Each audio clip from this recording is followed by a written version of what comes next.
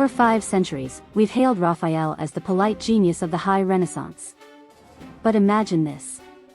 While the Pope prayed below, the artist hit a chemical bombshell in the Constantine Hall. In 2025, a Vatican crew finished a decade-long forensic marathon. Their data? Raphael did not follow the sacred fresco rulebook. He swore he had. He looked the pontiff straight in the eye. He lied. The legend we all swallowed. Ask any art textbook. Raphael Sanzio, balance, grace, the Vatican's good boy. The accepted wisdom? Fresco, holy, fast, honest. Pigment pressed into wet lime. Michelangelo used it in the Sistine Chapel. And Raphael? Supposedly, he did the same. Guides parrot, Renaissance masters trusted buon fresco. It lasts forever. Tourists nod, snap a photo, and move on. Art historians built careers on that certainty. The Vatican sold millions of tickets. And Raphael himself signed contracts, pledging the ancient and approved method. Everyone wanted to believe that genius and integrity walked hand in hand. But this restoration? It ripped that belief open.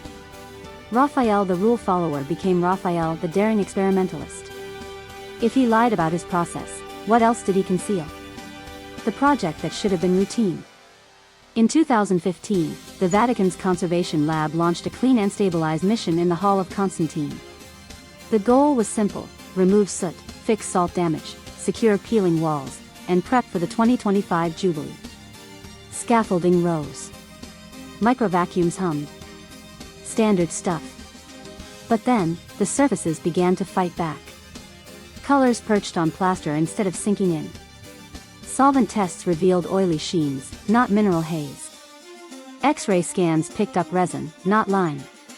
Curators called in polymer scientists. Historians got pulled into emergency meetings. Routine had become rewriting history. The team realized Raphael had turned the Vatican into a secret lab.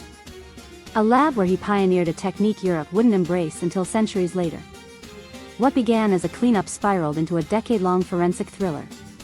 Microscopes replaced guns. Clues under the microscope. The first oddity? Nails. Tiny iron nails, still in the wall. Not decoration. Evidence. Their heads once held a cloth layer soaked in resin. A primitive canvas glued to stone. Over this, Raphael brushed oil paint. Infrared scans showed repeated corrections, impossible in true fresco. UV light revealed retouches made months later.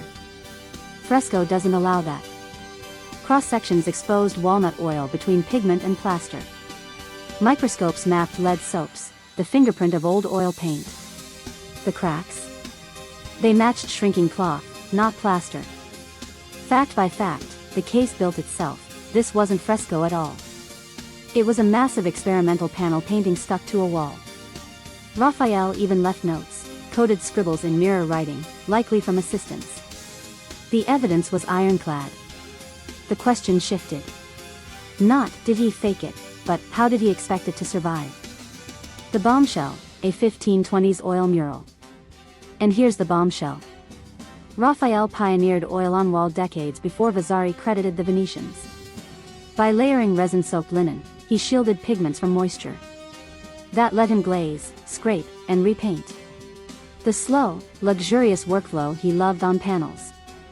The result? 2 allegories in the Hall of Constantine, justice and friendship. Now officially recognized as Raphael's own hand. Skin shaded with violet veins. Silk folds glowing from apricot to pewter. Fresco could never achieve that depth. But oil could. The risk was colossal. Oil on wall usually failed. But Raphael gambled anyway. He even hedged, painting only key figures in oil, leaving backgrounds in fresco to fool conservatives. Modern chemists confirmed it, oil islands floating in a sea of fresco. It was the 16th century version of hacking Vatican servers and blaming IT. Raphael wasn't just a master. He was a maverick. Why the secret stayed buried? Raphael died in 1520, aged just 37, before the room was finished. His assistant sealed the walls with mastic that yellowed over time. Centuries later, restorers saw darkness and assumed it was original. Romantic critics loved the mysterious twilight look, so no one dared clean too far. And the Vatican? They had every reason to keep quiet. No pope wanted to admit their prized artist broke sacred rules. Documents even show payments for secret works. Hush money, perhaps. Meanwhile, other oil-on-wall experiments across Europe failed spectacularly. To suggest Raphael had tried it? Risked ridicule.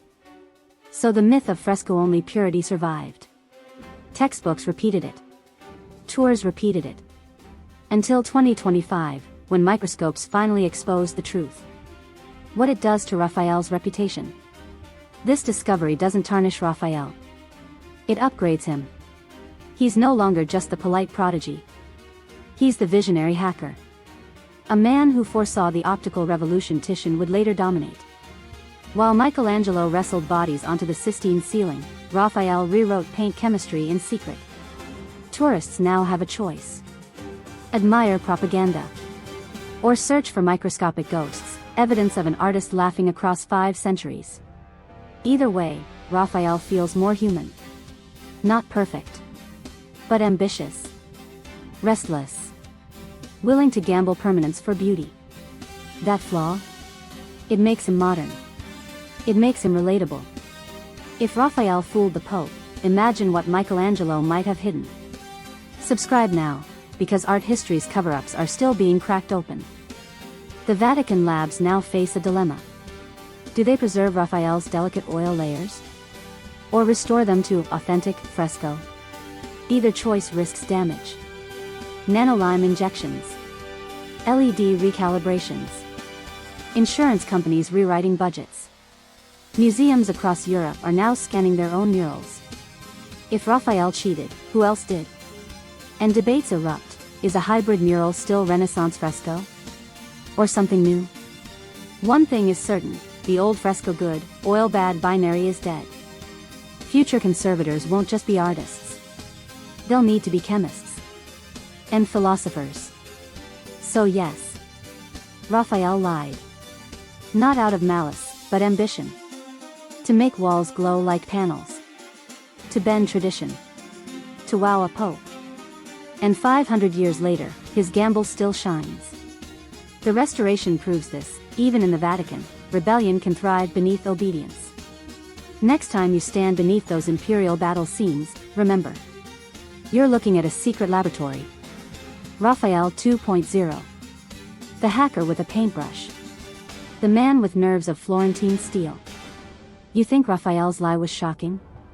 Wait until you hear how Paul Brils smuggled color into a chapel no one was supposed to touch.